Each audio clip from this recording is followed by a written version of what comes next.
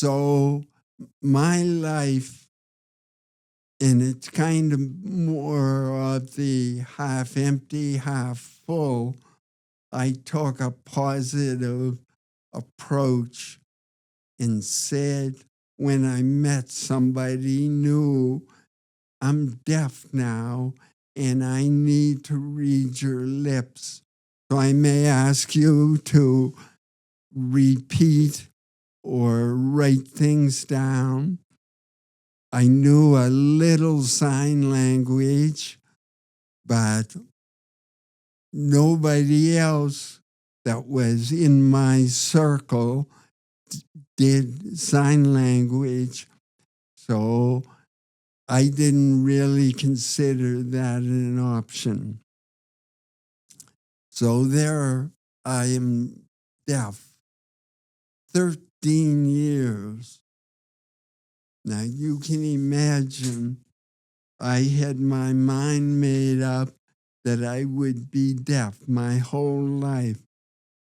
And when I came to Halifax to see my neurosurgeon, they said, you know, Chris, we always thought that anybody that had NF2,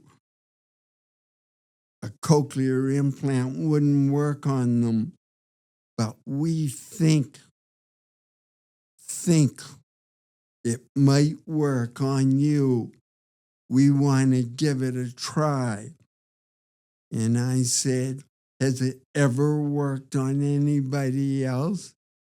And they said, we have one other patient that it worked on. And I said, well, I would like to talk to that patient first. So this young lady came up to our house in Hansport and met with Rhonda and I, and she could hear with her cochlear implant. And I said, what the hell? Let's go for it. So we did.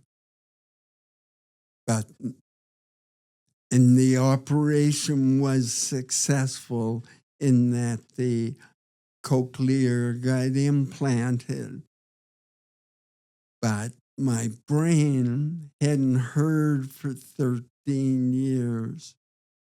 So once they turned my implant on, I had to retrain my brain to think, to hear. And a perfect example, I couldn't hear Rhonda's talking, but I could hear her laughter.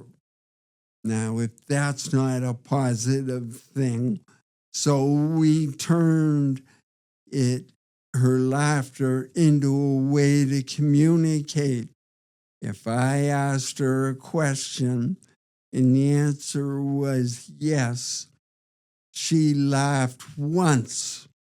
If the answer was no, she laughed twice. And that's how we communicated for a while.